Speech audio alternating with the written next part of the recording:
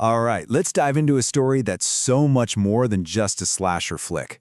We're talking about the 20-year psychological journey of a survivor, and that incredible, cathartic moment when she finally stops running and starts hunting her monster.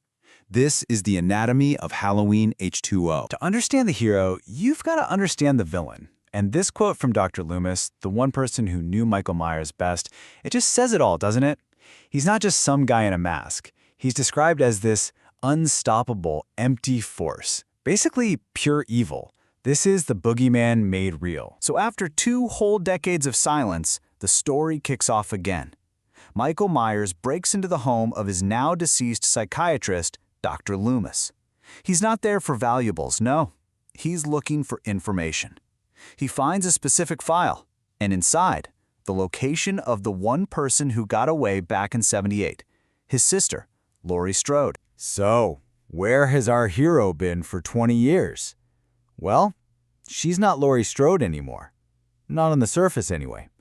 She's Kiri Tate, a woman who has painstakingly built a new identity, trying desperately to outrun the ghosts of her past. This really captures the 2 lives she's constantly juggling.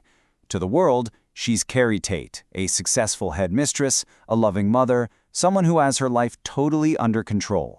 But underneath all that, she's still Laurie Strode, a survivor, plagued by nightmares, alcoholism, and this constant, gnawing fear that her brother is coming back for her. 20 years. Just let that number sink in. That is the unbelievable weight of the trauma she carries. Not just a couple of years, 2 full decades. That means 20 Halloweens, each one a grim anniversary of the night her world fell apart. Her entire adult life has been shaped by this fear, and it's poisoned everything, especially her relationship with her son. You see, her fear has become a prison, and not just for her.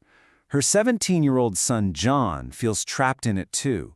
He just sees a mother who's stuck in the past, smothering him with a terror he thinks is completely irrational. He's pushing back hard, just wanting a normal life, a life not lived in the shadow of Michael Myers. Now here's one of the film's most brilliant bits of foreshadowing. The movie's entire theme gets laid out for us in, of all places, an English class.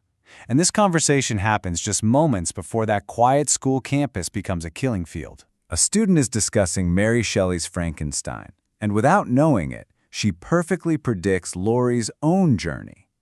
She's talking about how Victor Frankenstein was so paralyzed by fear that he let his creation run wild.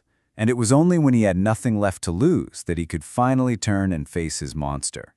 It wasn't a choice anymore, it was his fate. And that's a fate Laurie is about to come face to face with herself. And so the stage is set. Most of the students are leaving for a school trip, which basically turns this huge, sprawling private school into a ghost town. For Laurie, the silence is deeply unnerving. But for Michael Myers, this isolated campus has just become the perfect hunting ground. And then he arrives, just like that. The fragile piece that Laurie has built for 20 years is completely shattered as Michael begins his hunt, starting with the few people left on campus, Laurie's own son and his friends. The teenagers, they think they're having this secret little Halloween party, but their night of rebellion quickly turns into a desperate fight for survival. John and his girlfriend Molly find their friends butchered, and they realize they're next. When Laurie finally finds her son, he's in total shock. But the truth is just undeniable. All his earlier arguments, all the times he called her paranoid, it all just evaporates into this one horrifying realization. His mom was right all along. The monster was real, and just like she always feared, he showed up. So after this frantic chase through the school, Laurie manages to get her son and his girlfriend to the main gate. And right here, in this moment, she faces the exact same choice that has defined her entire adult life. The first instinct, the only instinct she's known, is flight, run, just like she did before. But then, something snaps. This is it. This is the pivot point for the entire film. She watches her son drive away to safety, and instead of getting in a car and following him, she turns around. She tells them to go get help, but she stays. The hunted has just made the conscious decision to become the hunter. Her transformation isn't just a feeling. It's a sequence of powerful, decisive actions. She makes sure the kids are safe. She locks the main gates, trapping herself inside with him. She even breaks the controls so no one can get in or out. She arms herself with a fire axe, and then she screams his name. Not in fear. It's a challenge, a war cry. The game has just been completely flipped on its head. You can literally see her entire psychology invert right before your eyes. The fear and paranoia that had owned her for 20 years, it's all burned away in an instant, and it's replaced by this cold, hard, empowering resolve. The victim is gone. In her place is a predator with one single purpose. And that brings us to the final act. The hunt is on.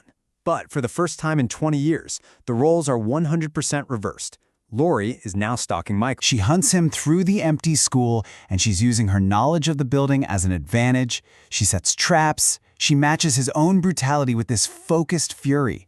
And it all leads to this vicious brawl where she grabs his own knife and stabs him again and again and again until he finally goes down. But here's the thing. As the police finally show up and they're zipping him into a body bag, Lori isn't relieved. She's not celebrating. She knows better. She watched him survive things that no human should survive 2 decades ago. For her, this is not over until she gets absolute, undeniable proof that he is gone for good. And this leads to an absolutely stunning final sequence. She literally steals the coroner's van with his body inside. She drives off, taunting him, needing to see him move one last time. And when he does, she slams on the brakes, sends him flying through the windshield, and then drives the van off a cliff, pinning him against a tree.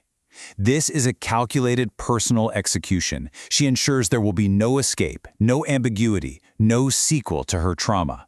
With one swing of an axe, she takes his head, and she takes her life back. Her last word to him, whispered just a moment before that final swing, is his name.